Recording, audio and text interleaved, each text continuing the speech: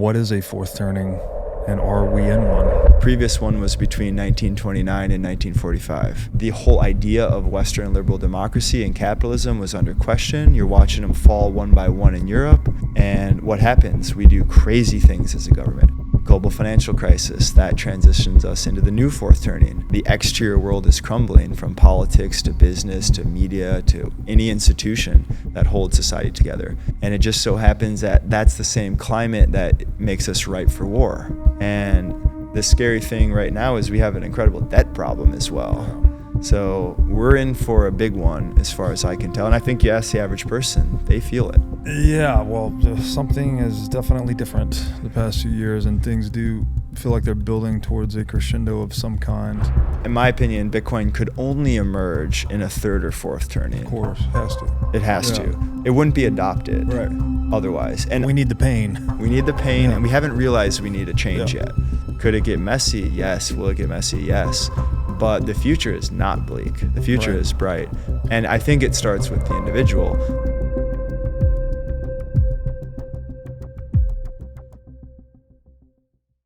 Have you ever wanted to start a business in the Bitcoin space? If so, then the WiM Startup Accelerator could be for you. WiM is the first startup accelerator dedicated exclusively to businesses developing in the Bitcoin Lightning Network. 4 times each year, WiM brings teams from around the world to New York City to work with like-minded entrepreneurs, pushing the boundaries of what's possible with Bitcoin and Lightning. The program is designed to help early-stage companies achieve product-market fit, develop their brand, secure early-stage funding, and grow businesses that fuel the global adoption of Bitcoin. Go to wolfnyc.com to learn more or apply today. Again, that's WOLF, WOLFNYC.com. So I still, admittedly, have not read The Fourth Turning, but I have read your essay that you published on this topic 2 years ago at this point. Yeah, maybe 3. And I think we've talked about it once on the show before, but given the events of the past 24-ish months since we spoke last, I think it's a good opportunity to talk about it again. So maybe we should just start with the basics. Like, what is a fourth turning, and are we in one? Definitely. Yeah, we're in Nashville at the Bitcoin conference. Trump speaks tomorrow. Yeah. Feels like the energy is ramping up. So I'm with you. It's the time.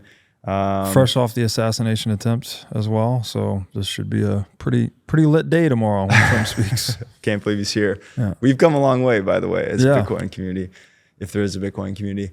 So what is the fourth turning? 2 historians / demographers started researching generations in demography and history in the 80s. And through that process, they were essentially identifying a unique pattern that emerged throughout history around these unique cohorted groups of humans called generations. We have the millennials, Gen X, boomers, etc. And their overarching thesis is essentially that a group of people are all born around the same time. And so the conditions in which they came of age was similar. So they were born in the same point in history. For us, it might be things that shaped us might be 9/11, the global financial crisis, growing up in the 90s, things like that. And then we all come of age together and we sort of cement this cohort. We have the same general hopes, fears, ambitions. And when we then grow up in the world as a cohort, we can sort of predictably, how we interact with the world as adults is somewhat predictable because we're sort of forged as a cohort. And then what they noticed was that after one type of cohort is born, and he gives archetypes to each one, very predictably the next generation rebels against their parents. If you have kids or you're a kid yourself, you probably know what this feels like. So then all of a sudden there's the next generation is predictable, that same archetype. And then they found that there's a cycle of 4 archetypes. And wow, this thing goes back since the beginning of America. And we can start to examine the mood of society based on the constellation of these archetypes. Is the hero in charge, or is the artist in charge? And then you kind of look at the 4 periods and it kind of looks like spring, summer, fall, and winter. And then you look at the 4 stages of human life. You're a child, then you're a young adult, then you're midlife, and then you're an elder. And each of those stages have very predictable roles in society. And so you start to look at this, and it does feel like this emergent human cycle. It's some sort of a weird biological thing, but also humans are a social species. So you combine this together, and somehow order emerges out of these patterns. Wow. And so they came through this realization. They published their first book in, I think it was the early 90s. Presidents were recommending it. It was a very big deal. And then in 1997, they published The Fourth Turning, which was very focused on the cycles. Same year as The Sovereign Individual. Right. Both of these books predicted tremendous amounts of the future. And since then, one of the co-authors has died. The other one, Neil Howe, is still alive. I talk to him now about this stuff, which is quite fun. But that's the essential thesis. And it came into my life during the pandemic, summerish of 2020. I'm cooped up inside. The world's going crazy. Honestly, I was a little manic trying to make sense of the world. I can't help myself. I need to understand things, or the illusion of understanding things. And I came across this book, and it started to make sense. Or I could start to answer the questions like, why are my friends, family, neighbors submitting to this authority that is so clearly corrupt? Why would we possibly do what they're telling us? It's madness. Why would my neighbor tell on my other neighbor because there's too many cars in the driveway for Thanksgiving? And in my head, we're America, we stand up for what's right, and maybe that's me projecting on what I want to see, but I quickly found out that we're a social species that is ripe to be controlled. Yeah. And again, very frustrating, hard time. The thesis made sense, and I go, oh, okay. The fourth turning is that the end of that four stage cycle. Right. And what we find at the end of a long human life, 80, 90 years, is that we look around and we realize that we can't trust the institutions anymore. The exterior world is crumbling, from politics to business to media to any institution that holds society together. And what is our collective instinct as a group? We say, wow, we really need to fix the exterior world. It's so bad that I'm willing to do crazy things. Anything's on the table. I'm willing to make extreme sacrifice. I'm willing to get in line and take the jab of who knows what just for the greater good, even though it makes no logical sense. And so then you create the climate there. And it just so happens that that's the same climate that makes us ripe for war. And then you look back over the last 500 years, and the end of this cycle, what he calls the fourth turning, the fourth quadrant there, that's when every single total war in American history has happened in a fourth turning.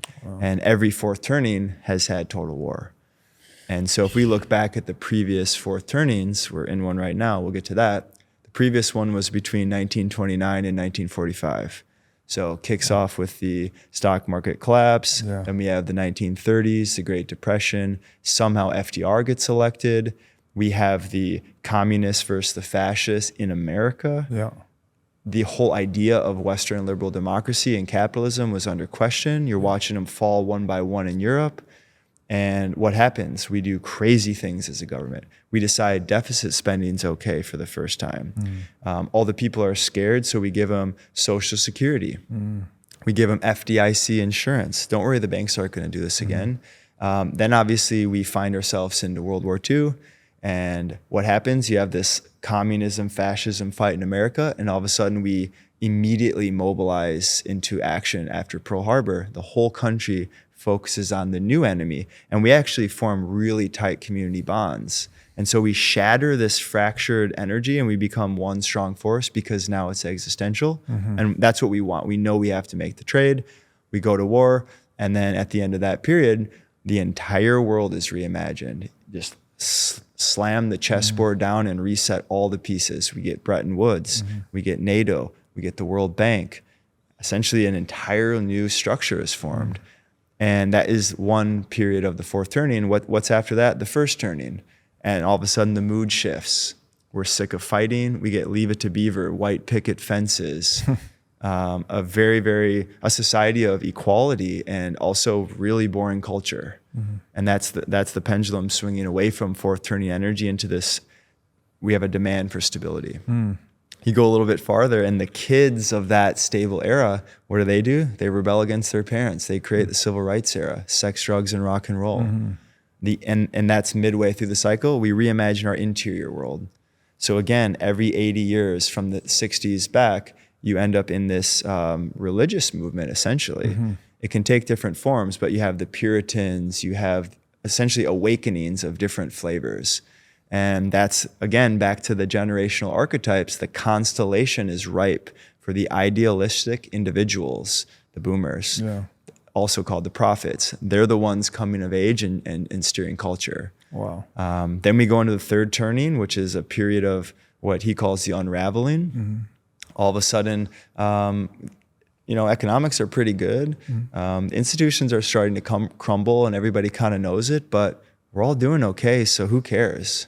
This is massive deregulation. This is the 80s and the 90s and the early aughts. Then we get global financial crisis. That transitions us into the new fourth turning, kind of like 1929. Then we go through a period where we have cancel culture, eat the rich, raising taxes, again, just like we did in the 30s. We have the left versus the right, and they genuinely believe that both parties will destroy America. And so again, we're setting up these conditions for another climax period, usually war, probably war, preferably not, but if I'm betting, that's what I'm betting on. Yeah. And here we are right in the middle of it. And the author believes, I think he was on a recent show, he said we're a 6 out of 10 on ramping. And to war. To the climax, which we assume is, it doesn't need to be war by definition, but it needs to be sufficiently mobilizing that the left and the right can band together.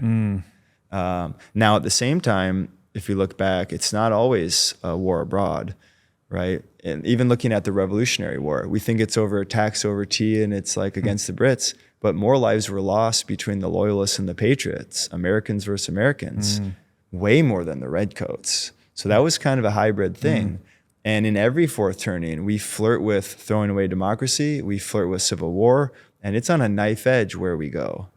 And the scary thing right now is we have an incredible debt problem as well.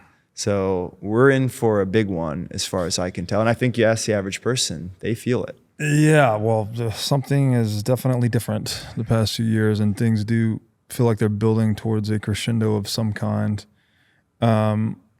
I guess this is then captured in that old saying, right? That hard times create strong men create good times create weak men create hard times, and the cycle continues. Now, my question about this would be, because in part, it sounds like this is something that is emergent from nature itself, right? You even analogize it, I think, to the seasons in a way, right? That there's just something built into the structure of the universe or reality that causes us to go through these quadrants or four-phased sequences, in our own lives. You mentioned at the individual scale that this might be like kind of the macrocosm of that, something to that effect.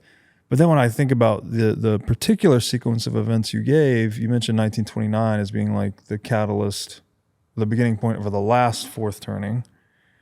And then I don't know would then COVID be the beginning point for this fourth turning, perhaps? But to get to the question, those are engineered or man-made events through my lens, at least. I would be Rothbardian in my views about the Great Depression, that's driven by the central bank. Obviously, the pandemic is very significantly socially engineered. So what is the role of, I guess, nature versus nurture in this cyclical process? Excellent point. And a similar critique, just to bolster your position, is that people will say, yeah, but what about the internet? What about technology? Doesn't that just throw a wrench in the whole idea? And honestly, when I first read the book, I was on team technology first as being the driver. And I sat a little bit deeper with the material, and now I sit more on the side of this theory predicts the mood. It predicts how we respond to catalysts. And so the classic example is the Lusitania, I forgot, there's an American ship that was sunk by the Germans, and it was during a third turning, the unraveling. Right. So essentially, no one wants to do anything. And when that ship was sunk, no one cared. We just moved on. And then it's just a period of excess and party. Then you go in the fourth turning, Pearl Harbor happened, and the next day, the entire country is mobilized for war. Both catalysts are similar, but our response was different. Yeah. And another way to look at it is in the 70s, 80s, 90s, the microchip was seen as a tool to liberate humans from authoritarians. Then now what is the microchip seen as and used as? It's actually probably the most powerful authoritarian tool imaginable. And we got to make our own little like versions of software to somehow navigate this new panopticon. Yeah. And so I think the mood is a key point. And I also think that the transitionary period and the times between cycles, it's not a defined line. Sure. It becomes obvious in hindsight because you see society fork, essentially. And the 20s were a period of excess, and I agree. Excessive spending made the 1929 collapse really bad. And then we needed deficit spending to outspend in order to get society back on the right track. However, if we didn't go to that period of excess with fiat money, it wouldn't have been such a big problem. We wouldn't have had such a large reactionary force. Yeah. And so I'm with you on this one. If we have fiat money, the cycles are going to have really high amplitude. Amplifies it. Yeah. Versus a more steady, typical Austrian, smooth out the business cycle a little bit. Which is exactly what it does. Yeah. To, as you just said, the business cycle, also to just economic outcomes in general, right? Like leverage will amplify your gains or your losses. This is how you can have total ruin. That's right. So fiat is like throwing gas on this. It's an engineered scheme that's throwing gas on this natural fire, something like that. I think that's right. Okay, that's very fascinating. You have this chart, the supply versus demand of order. Yes. Can you, and maybe we can get this in the post edit, get this on the screen because I think it will make it easiest to see it. I think so. Could you describe what this is and how it overlays on the fourth turning model? Definitely. So order in this context essentially means society institutions, thing that makes stability and order in society. It could be our government, it could be the laws, the legal system, it could be the social climate, it could be anything that sort of keeps us all together. Just like institutional integrity or something. Yeah. And do we trust them? And Right. Are they doing their job? Right. And how much do we have to think about our institutions? Yes. If they're doing a good job, they're out of sight, out of mind. Now everything's political. Sure. Right? So that's probably a good way to look at it. In the first turning, let's start with the fourth turning. The fourth turning is total war. And again, 1929 to 1945. In that situation, the supply of order is at an all-time low. The world's crumbling. Everyone's can't eat. You don't know about tomorrow. So we're fearful and willing to do anything. But the demand for order, all-time high. So we are desperate for change, and we're so desperate and we're so scared we'll make large sacrifice. Then we get through the war. Now we're in the first turning. We still have a high supply of order because we just re-architected the institutions. And they fit us and we all agreed to it and it's great. And our demand for order is also high because we're coming off that war. However, then our kids grow up and they realize that this world's boring and they don't want this much order. They want a little pizzazz out there. And so the demand for order crumbles while the supply is still high. And that delta between the supply and demand is what creates the conditions for change in society. Yeah. And that's that midway point. That's the awakening. High supply and low demand means burn it all down, demonstrations, civil rights movement, etc. And then the third turning, again, you can just think of this as a wave. Then the demand for order, it's still low because we just made that change, but the supply is down now because we just tore down all the interior, all the religious, cultural institutions. And then you're in a period of excess and unraveling and deregulation and no order and no one cares. We're at a party and we'll just keep going until the punch bowl's gone type environment. Then you're right back in the fourth turning and things, because you've took your eye off the ball, institutions decay. And as they're decaying, society starts to decay with it. Morality goes down. Everything's political. Cancel culture goes up. We have all these weird symptoms emerge that we think we blame on the internet, but I believe it's from this deeper social creature thing. We don't know why we're doing it. We just have a collective realization.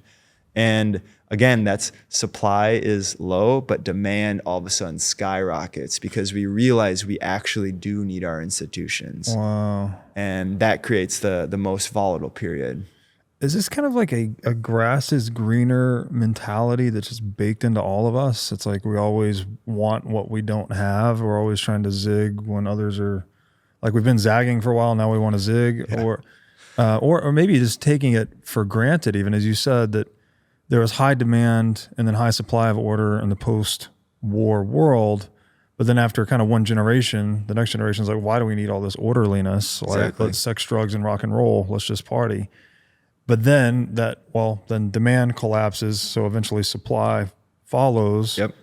Then until you get to the bottom of that, and then you're like, oh shit, maybe we did actually need some institutional stability to make things work. Is this just like a natural impulse we have baked into us? Or like, I think so. Wow. In my belief, it has to do with humans and youth and the coming of age. Okay. And I think it's actually a good thing. Because in my opinion, young people's role is to be overly idealistic and believe that their parents are wrong and take crazy risks and just like, they're not jaded yet. They don't know to get anything. closer to those ideals. Yes. Yeah.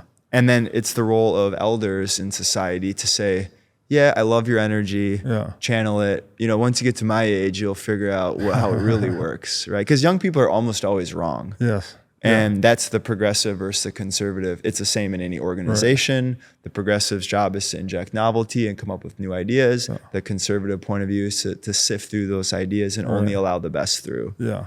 And so I think that's like the fundamental baseline part. And yeah, the grass is always greener.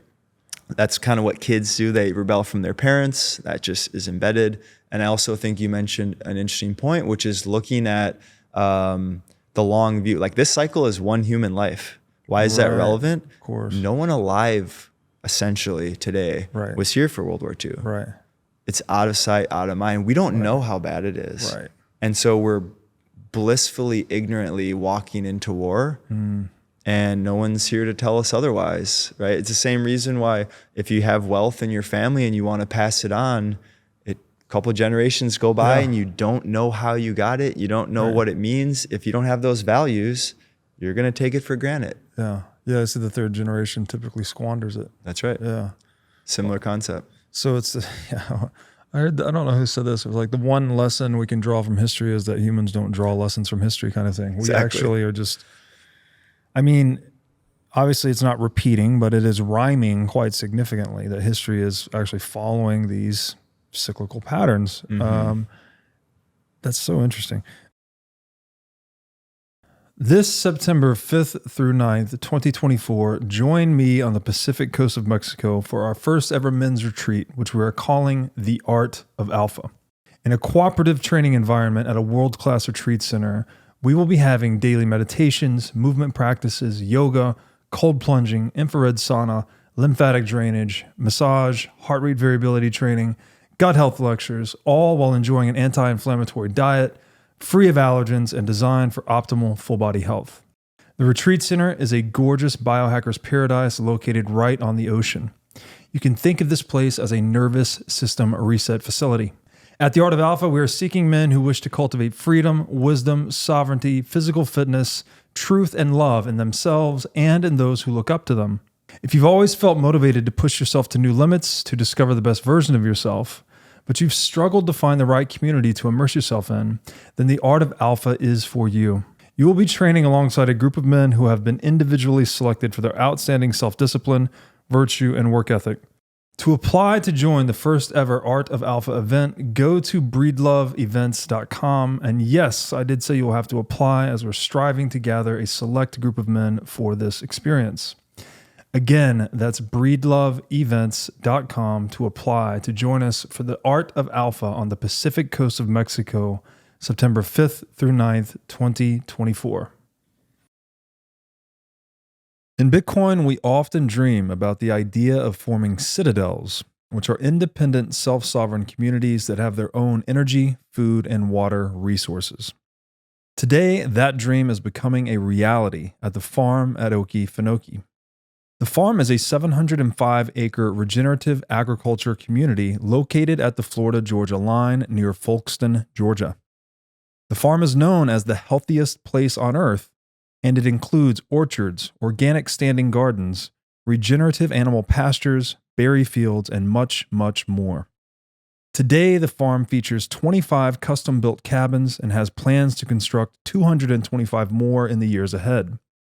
The farm has its own food, energy, and water sources and is completely off-grid. So if you're looking to join a Citadel community comprised of sovereign individuals, then go to okefarm.com today to learn more about membership. Make sure to tell them that I sent you for a $21,000 discount on custom cabin pricing.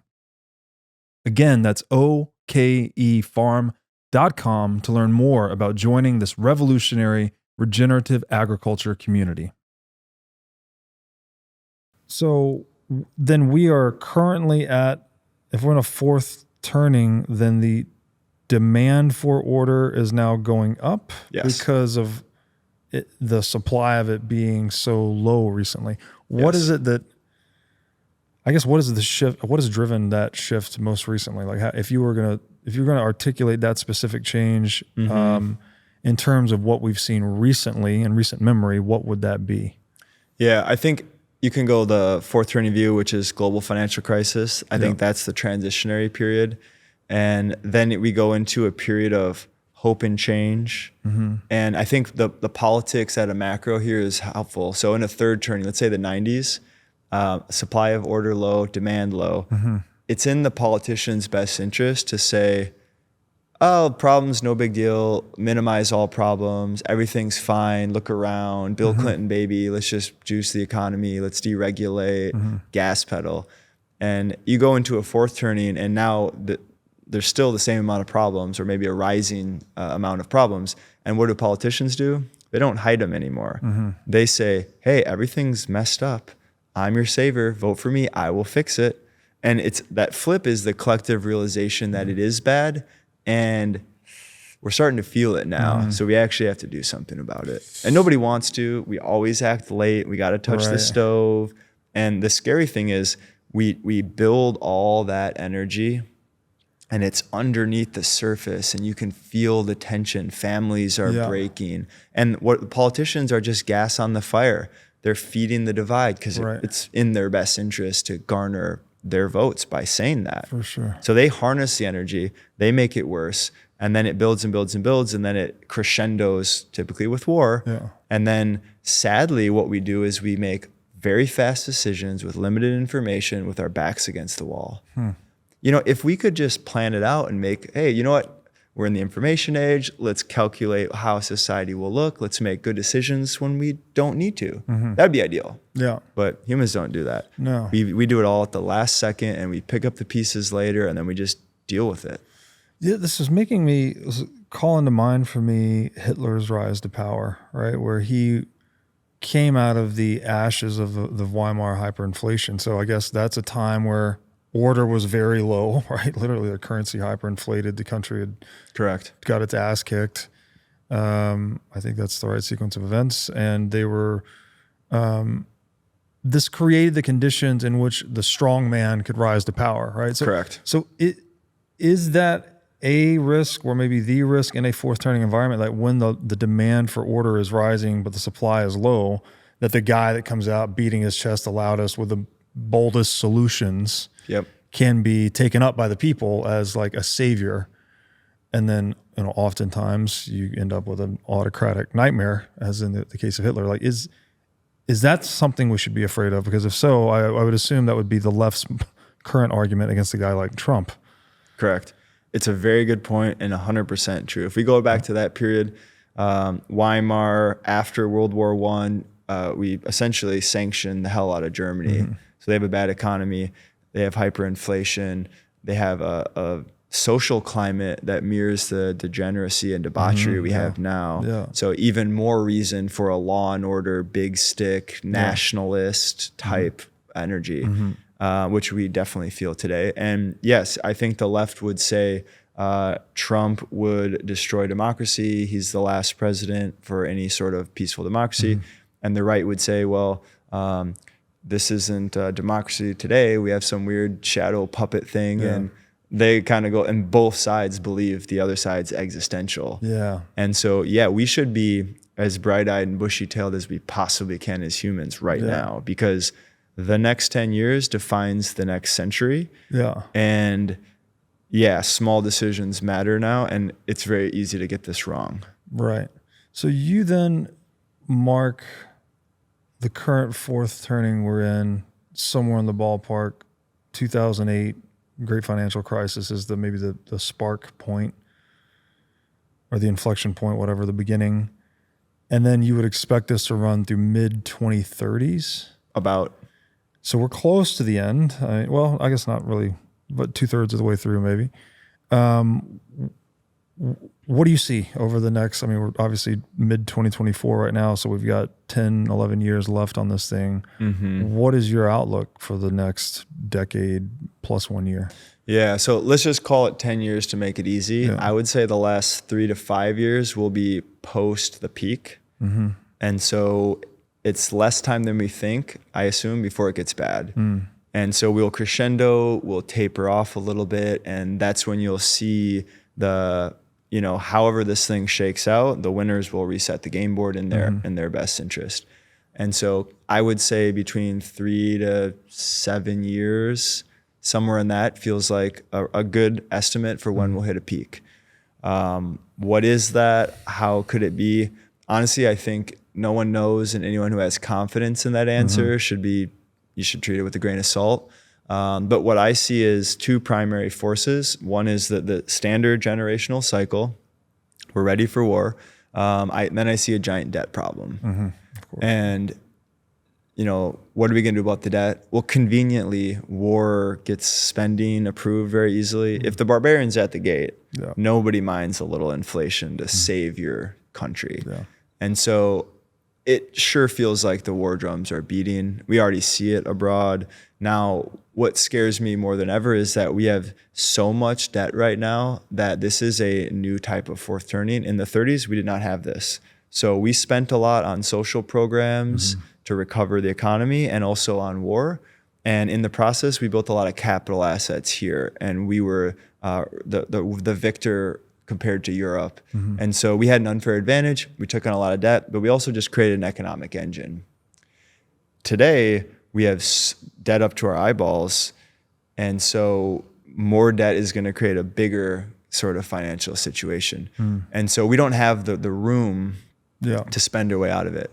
And so in my mind, that creates a scarier environment. I also think this is the first proper fourth turning that it's entirely global. Mm. And so in a globalized world, we can't help it, but we're overlapping with other countries. Okay. I wouldn't say I have a strong grasp of each country one by one. I'm not tracking it globally. Yep. But we do start to see things sync up. We're seeing a nationalist wave, a far left and a far right wave populism in slightly different forms all over the world. Yep. And so I foresee many countries are going to have a similar chaotic period. And some will go one way, some will go the other. Yeah. And so I think that's in front of us. I think when I look at what could or couldn't happen, how does that resolve? I honestly think Bitcoin plays a role here. I have my orange tinted glasses on, of course. Mm-hmm. However, in this environment, there's two things we have to solve: debt and order. The debt problem, Bitcoin is an off-ramp to the debt spending. There's rumors that presidential candidates are going to be announcing a strategic Bitcoin reserve tomorrow. No idea, no opinion. But I think Americans are starting to realize this, and maybe they're coming to terms, maybe they're bending the knee, maybe they're capitulating to Bitcoin because it is in their best interest to start siphoning away Bitcoin. If we rebase a currency, or worst case scenario, we have some major hyperinflation, well, Bitcoin was going to rip in that situation. So you might as well hedge your bet. And I think that that's true on the state level, and I think that's true on the individual level. No matter where you are in the world, if you don't want to go down with your country's ship, you have the choice right now to squirrel away some Satoshis for your family. No matter where you are, you can get a couple sats. And what does that do? That makes you as an individual less fearful, less volatile, and you're no longer backed against the wall. Right. Because we do crazy things when you're backed against the wall. And Bitcoin is a way to individually free people, Corporations are doing the same. Nation states are doing the same. So that serves as a pressure release valve in this chamber we're constantly increasing the pressure on. And so that gives me a little bit of hope there. The next thing is, how do we unite left and right? How do we create conditions where order reemerges and the people are in on it? It can't be a partisan issue. Bitcoin is pretty partisan today, but properly understood, there's something for everyone here. Of course. And so in that type of environment, we should see Bitcoin should be viewed as an institution. It should be viewed as a public good.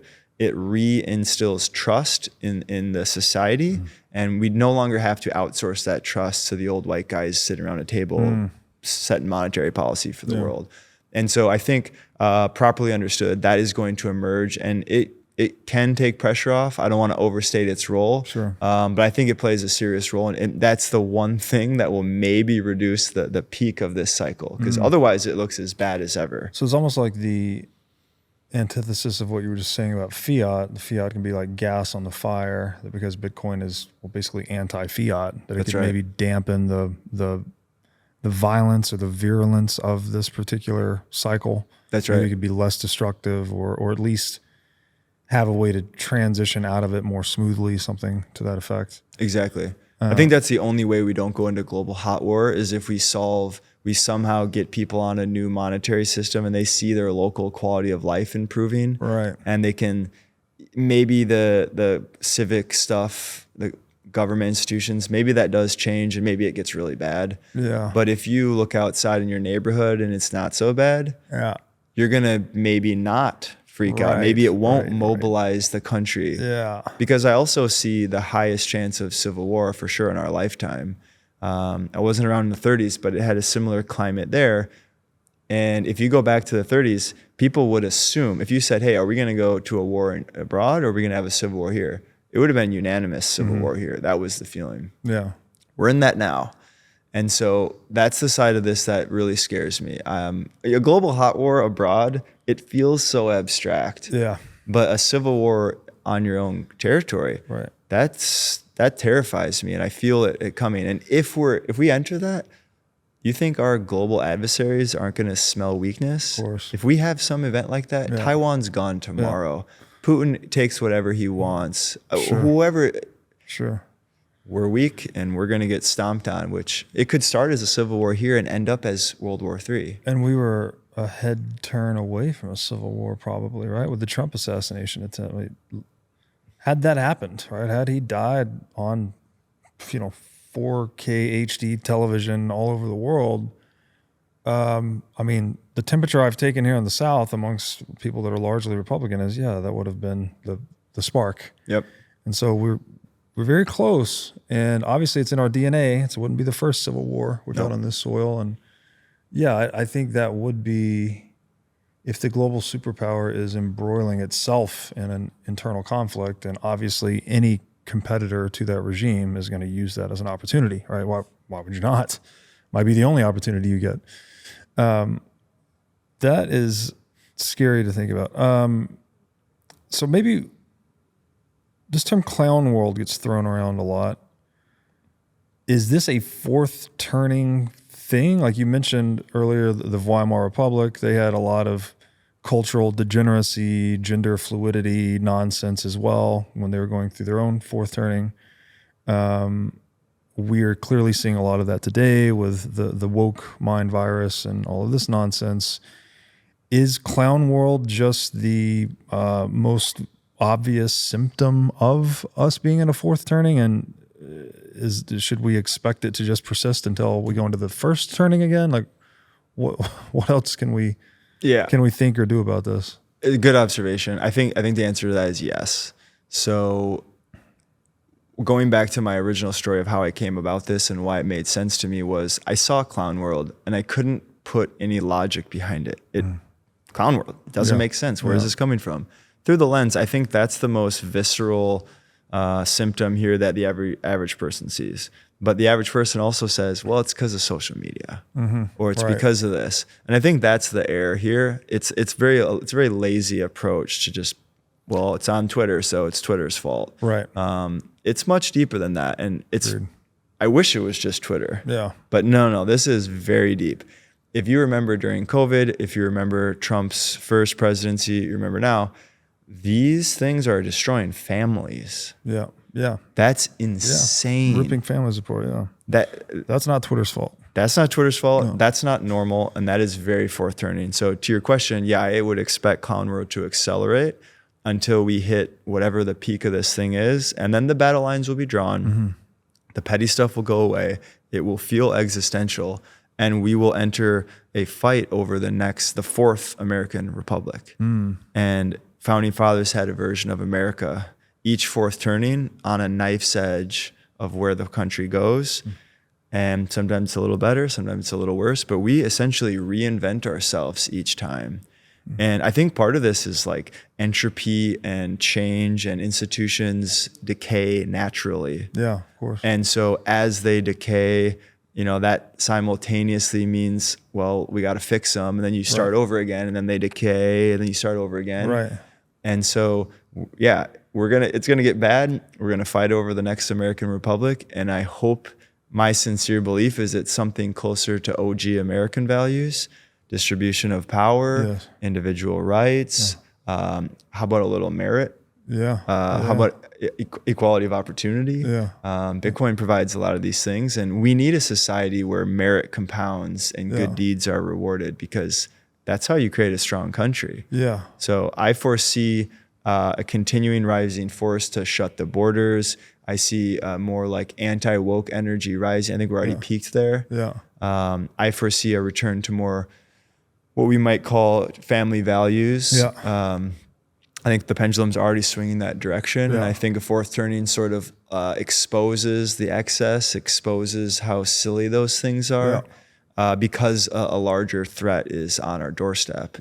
And so for those of us who maybe don't like Clown World, that might be something to look forward to, but I don't look forward to it, because the transit, the door we walk through there is not going to be pleasant. Right. Yeah. This quote came to mind as you were saying that the race, civilization is a race between education and catastrophe.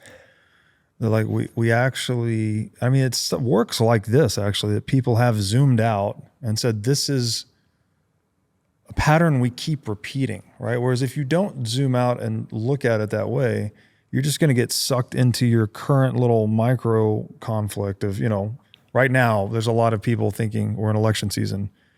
If I vote red or I vote blue, that's how I save the world, right? And as you pointed out earlier, they both think the equal and opposite thing of one another, right? Like, to vote, if you're blue and you think voting red will literally end the world, and if you're red, you think the opposite. That's not useful, right? It's actually, it's not a deep dive into the nature of the world, actually. If you think that voting is like the deepest thing we figured out to move the world and solve problems, then I just don't think you've dug deep enough. So how can we, I guess I have some optimism here, because we have this sort of decentralized media / education movement with podcasts and the internet, and people kind of doing their own research. And,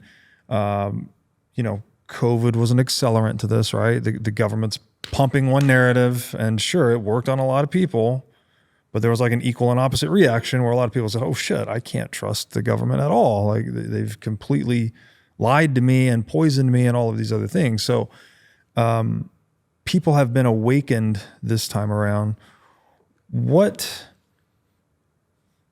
else can we do, I guess, if it is that race between education and catastrophe? Like, what else can we do on the educational front to help avoid catastrophe? Yeah, I think that's a good frame.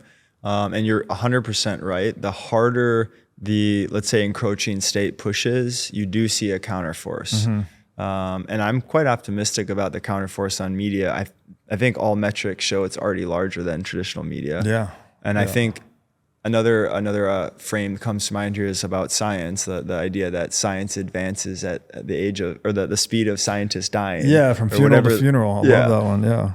And I think it's a similar situation here, where we're simultaneously aging out old ideas. We have young energy. And I think coming in with alternative media, decentralized things, encryption at scale, all these things we talked about in Bitcoin land. And the question around what can you do on the education front, I think we should be building the world we want to see. Yeah. I think we should return to Bucky Fuller, and you don't change the system by voting harder. Right. You change the system by building something new and bringing the people onto something new. And I think, obviously there's a lot of ties to Bitcoin here. And one tie to young people that I probably should have mentioned earlier is that we're in a society now where young people have no hope. They're nihilistic, they're YOLO Dogecoin, they're sports betting, they're degenerate in society. They're generally anxious. They're all on SSRIs, et cetera. These are all symptoms of no hope for the future. And you cannot have a society where young people aren't hopeful. Right. And I think where Bitcoin comes into that equation is it does provide a platform to be hopeful. First, you come in to get rich, which is human nature. Then you find out there's something more to this thing. And then you find out that this is a little tutor or a little guide to take you through the back curtain of society. And the deeper you go, the more you start to uncover, and you sort of rebuild your worldview, I think, on sturdier ground. And the deeper you go, I think the more joy you bring into your life. You you start with an orange pill, and then you end up taking a white pill because you realize that we're going to win. We have the tools. Yeah. Could it get messy? Yes. Will it get messy? Yes. But the future is not bleak. The future is bright. And I think it starts with the individual. And so continuing educational platforms like this, building tools like Nostr as communication tools, encryption generally, all these different dissident tech, freedom tech, whatever you want to call that umbrella, I think that is what we can do to at least minimize the pain here. And on the other side, it's not guaranteed that we're going to a bright future in the first turning. Depending on how this shakes up, we could have a really bad future. Right. But without Bitcoin, without encryption, without Nostr, I would not be very optimistic about what emerges after, right? Because, okay, we get through the crisis, but we're going to rebuild. Who's the leader in charge? What are we, in my mind, it's a sort of an AI techno-state communist overlord panopticon mega state thing, similar to maybe what China's vision is with social credit scores and CBDC. You just create a mega brain and we modulate society. I think that's a path. I think another path is more OG America. It's built on distributed money, distributed communication, and we actually use technology in a defensive way. And it's the complete opposite of a mega state. It's actually like we fracture into thousands of countries because we can. It's an information state. You can't invade my country and steal my money. My money's encrypted. So the incentive to go to war, you've talked about this at length, is no longer as strong. And we might go from 200 countries, 300 countries to 3,000. And in that world, Bitcoin plays a role. Some sort of information communication platform plays a role. And that's a side of society I can get optimistic about. Yeah, for sure. I mean, that giving just ultimately individuals the tools to express their preferences into the world in a way that can't be distorted by coercion, right? And that's, that's what we've been trying to create for a long time. The U.S. Constitution is one such tool, right? But now we have much better tools for the job in Bitcoin and Nostr and other encrypted dissident tech, et cetera. Forget multivitamins and other supplements. Animal organs are the most nutrient-dense foods on the planet. You can get 100 times more nutrients from organs than you can from muscle meats. But the problem with eating organs is that they are difficult to find in stores, they are difficult to prepare, and even when they are prepared well, they often don't taste great. Thankfully, Heart and Soil Supplements has made consuming organ meats so much easier by providing powderized organs in capsule form. Organ meats include everything your body needs to thrive: vitamins, minerals, peptides, proteins, and growth factors. This is why organ meats were the most prized foods for our ancestors. Fortunately for us, Heart and Soil makes these treasured foods easily accessible. So go to heartandsoil.co today and use discount code BREEDLOVE to get started on your journey to optimal health and vitality. Again, that's heartandsoil.co, discount code BREEDLOVE. There's this other angle, like this is a drum I've been beating too, that getting into the work of like Rene Girard, who does a lot on mimetic desire, how people are largely influenced through imitation, right? So it's like whatever, if someone's doing something that is, let's say, executing a strategy, a lifestyle strategy, a business strategy, a hunting strategy for that matter, and it works, well, that thing tends to spread through imitation, right? Like people see a strategy working and they copy the strategist who has the working strategy.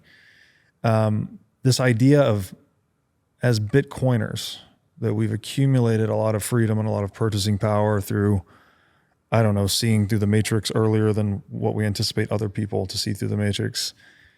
We need to be the change, BTC, right? Like if you actually want to be, you actually want the world to move a certain direction, you have to find a way to become that direction that you ultimately want to see. And it's a good lens to think of the world through as a parent, obviously, like it becomes abundantly clear when you have children, and that child is basically a mirror to you, good, bad, and ugly. That whatever you do, it's not what you say, it's not what you espouse, it's not what you tweet, it's what you do, like your day-to-day patterns of action. That's what becomes reflected in the world around you.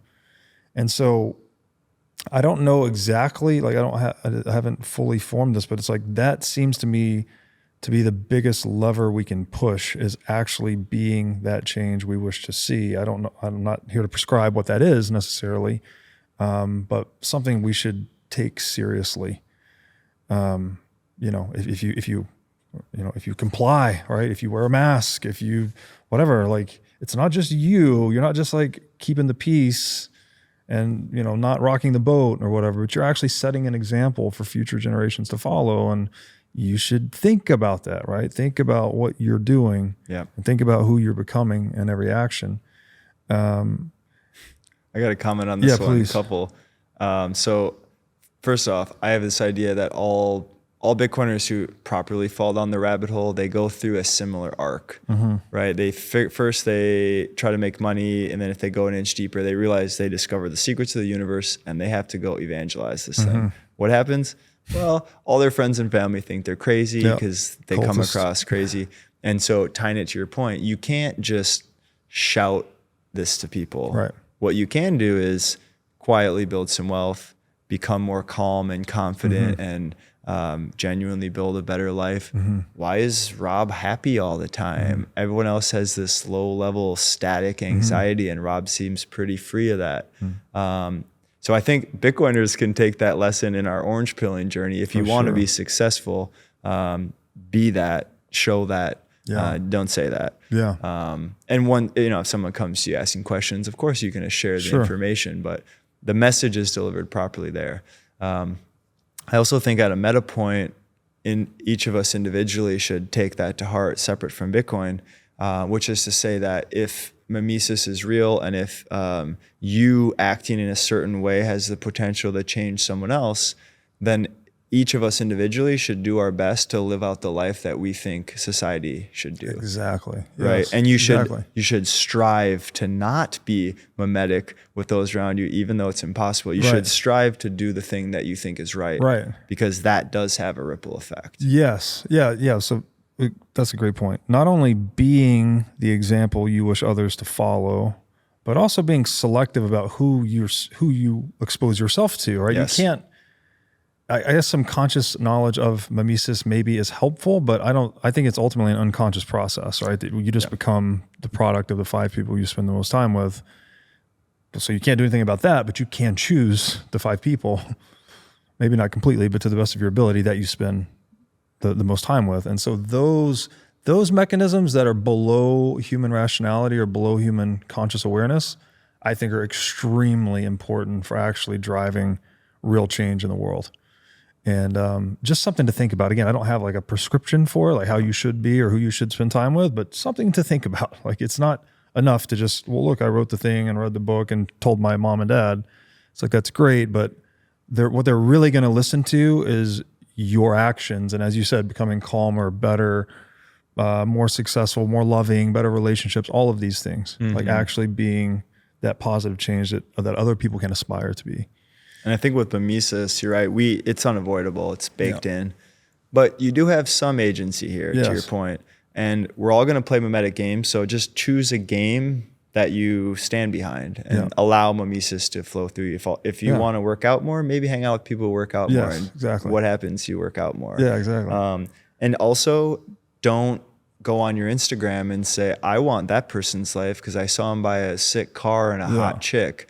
You don't know what sacrifice they made to get to that point. You don't know what trade-offs they make. You don't know if they hate the chick and the car is rented. Yeah, exactly. And so, like, be a little wholesome about this thing and, like, think about the big picture and then fully allow mimesis to capture you because it's free motivation. It's free momentum, essentially. Yeah, that's a great point. Channel it, right? Instead of letting it get, like, that would be the critique on social media oftentimes. People are like saying, oh, people are posting highlight reels of their life. It's not real. And then it's making other people sad by comparison or jealous by comparison. It's like, well, if you know what your social media page looks like, you know it's not your life, right? There's a lot more beneath the surface. That's as true for you as it is for other people. So, like, apply that knowledge to yourself and don't get sucked into the belief that, I guess you're mistaking the map for the territory in a way, right? Like, you start to mistake social media for real life, and that can, I don't even know if this is possible to say don't do that because the lines are blurring so much now. Yeah. That social media and real life are just intertwined. But I think the takeaway here is actually an evolutionary biology approach, which is that we evolved in a small band of roughly kin. Yeah. Call it Dunbar's number, 100, 150 people. And our hopes, desires, fears, motivations, it's all forged in a very long time scale there. And then culture explodes exponentially. And we find ourselves on Instagram and we look at that and we do feel jealous and it does make us feel bad. And that's actually a really useful trait in an environment when the guy next to you throws a spear in a unique way and he's killing all the animals and you're hungry. Yeah. You do feel bad. It's a motivation to learn. Yeah. But if you can get 24/7, you see all the people throwing spears around the world all at the same time and you get in the highlight tapes, all of a sudden you're just putting pain on yourself constantly. Yes. And so we didn't evolve for that. And honestly, zoom out a little bit here. I think this is a meta critique I have on modernity, which is that we're just not taking care of our biology. Our meat suit is abandoned. It's all head, no body, no limbic system, no brain, or no heart. And okay, we're fat, sick, and on prescription pills. And people are surprised. They're looking for these like inch deep explanations. Right. No. We don't go for walks. We don't get sun. We don't eat real food. We don't have community. We don't take care of our families. And they're looking for a pill to take. It's the fundamental. And I come from someone who is like biohacker, all the supplements. You should have seen my cabinets at one point in my life, trying all the latest spiritual technologies all over the world. And then I realized that I just get some sun, eat real food, have good relationships, go for walks, lift some heavy things, relatively be balanced. All those pills can be thrown away. Yeah. I'm in the other spectrum of that right now. I just started biohacking for the first time like a year ago, and it's actually been very helpful because it's like a hobby. Plus I've been dealing with health issues and all that, and it's been helped me fix it up. But I can definitely see where you could take it too far. Yeah. Right. People just there's nothing wrong with supplements or pills or medications, obviously, if you need it, but don't think you're going to take a pill to fix your life. That's right. Right. There's a whole. And to address an issue, don't get me wrong, apply it. Yeah. But if you are a healthy, happy, all things considered doing well, I don't think it benefits you very much to stay on a mega stack. Yeah. I think our bodies, and we evolved in a niche called planet Earth. Yeah. And if we try to be as similar as we can to that, I think we're going to have good outcomes. Yeah. Now, if you're trying to go for like extreme longevity, different story. If it's intellectual interest, totally. But I think as a society, we over-index to the white pill. I think biohackers generally are mostly that, but they have a more sophisticated sheen to it, and it's easier to justify to intellectual people. Yeah, for sure. That's my take. Yeah, it's been a fun hobby so far. I'm a year in. I don't know how long it'll go, but okay. I guess Bitcoin, you mentioned this earlier. Bitcoin is a new form of social institution. So one of the primary determinants of this cyclical pattern you're describing, again, is, well, you said supply and demand of order, but that supply and demand of order determines the manifestation of institutional integrity, right? It's either getting more orderly or less orderly based on the demand curve and the direction of that demand curve. Bitcoin is a new form of social institution, one that presumably has superior integrity, right? It basically, if integrity is doing what you say you will do, right? For the U.S. government, for instance, maybe it's following the U.S. Constitution. Well, Bitcoin only does what it says it will do. Like it literally can't do anything more or anything less. It's just open source code that executes exactly as written, basically. So it almost has this, I don't want to use the word perfect, but near perfect form of integrity relative to every analog age social institution we've ever had. What does that mean for this pattern? Like if Bitcoin, you have it labeled, is it fourth turning money, but does that mean it's not useful in the first, second, third turning? Like how does Bitcoin affect this pattern? Definitely. Yeah, tongue in cheek on fourth turning money. It was Bitcoin was born in 08, 09 with the GFC. At a time where no trust is here, we sort of outsource the trust. There's a lot of like chintzy parallels there, I would say. But how does it fit in? I think one is we need order and we need a social institution. Money always has been. I think this one is unique. We call it perfect or otherwise. It is unique. And I think in our climate now, we need something for the whole spectrum of political beliefs to latch onto. And Bitcoin doesn't know who's interacting with it. It can't censor a certain group of people because it doesn't even know who's using it, right? So it is an entirely neutral public infrastructure. And that's the type of social institution that we can all rally around. And so I'm bullish on that idea, properly understood, and over time it's accelerating that understanding across society. Now, is it only in the fourth turning or is it a first turning money? Can it last long term? I think this is a really interesting question. I think let's start going backwards. If we're in a first turning, supply of order is high, demand is high. Pretty much society works. The middle class is rising, inequality is low, violence is down. Generally, things are good. There'd be no appetite for a wrench in the system, burn it all down, new money. Because let's be honest, trust is cheap. We want to, sorry, that's a wrong way to say it. Trust is expensive, but it's easier for society if we can just trust the institution. Of course, yeah. Right? It's more efficient for us to just trust and not, verification's costly. That's right. If we could just trust, that would be efficient, yes. Exactly. Yeah. And so when times are good, we don't need it theoretically. So in my opinion, Bitcoin could only emerge in a third or fourth turning. Of course, has to. It has to. It wouldn't be adopted. Right. Otherwise, and it can emerge in a third turning, but it wouldn't be adopted because we don't need the pain. We need the pain, and we haven't realized we need a change yet. So it has to emerge and has to be adopted in a fourth turning. Now the next question is Bitcoin? And I've been thinking about this, writing about this, totally unpublished. But is Bitcoin a 50-year money or a 500-year money? The numbers are arbitrary-ish, but if you look at the last 100 years, it's not just like gold standard fiat. There was fractions and like half steps along the way. Roughly every 30 to 50 years, we've redone it. Pre-Federal Reserve to Federal Reserve to Bretton Woods system to gold standard, come off the gold standard to a petrodollar system to whatever we're doing now. And so the question would be, does Bitcoin just buy us 50 years of monetary sovereignty?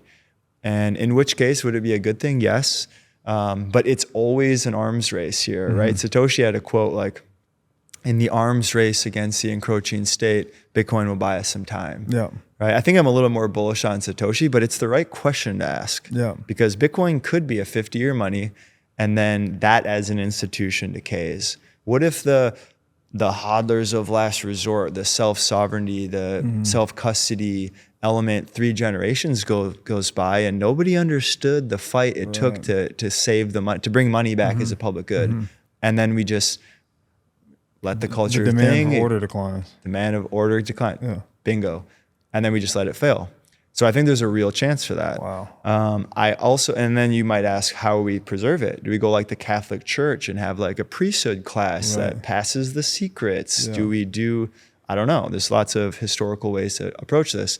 But what I don't know the answer. I don't have a strong opinion. But what I do strongly believe is this is the first monetary system that theoretically has a chance to go for 5,000 years or 500 years. I think gold would be the analog here, because gold is the thing on the planet we found that best acts as money. No wonder why it lasts so long.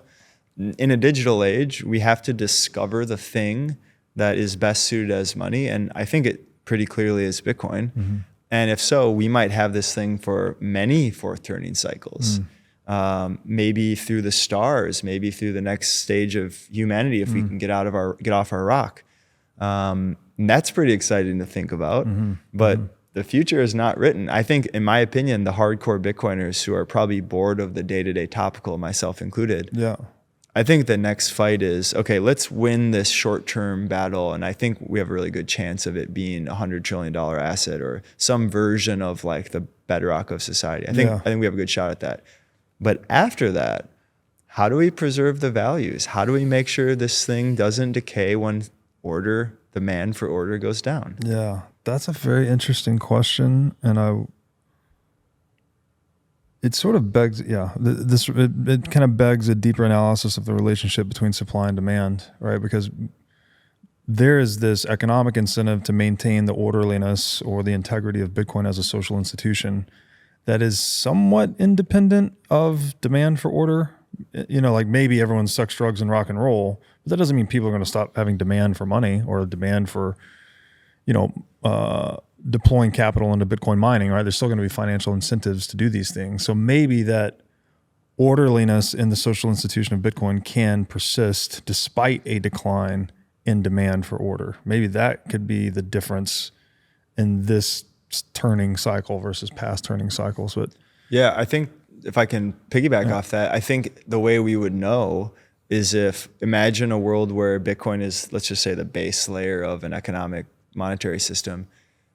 If let's just think about it, if demand goes down, what would change? Like, can Bitcoin be the bedrock of a monetary system? We don't know that yet. Sure. I think there's a good line of reasoning where it does, but I think that's what we'll find is as the tides shift, is it actually good money throughout time? Or are we fooling ourselves because the environment we are in, we demand this type of money? Yeah. And is it wartime money? I've heard people say that because it's very Spartan. It's very costly to verify. It's well engineered, but you would never pay the high cost of decentralization unless you needed it. Yeah.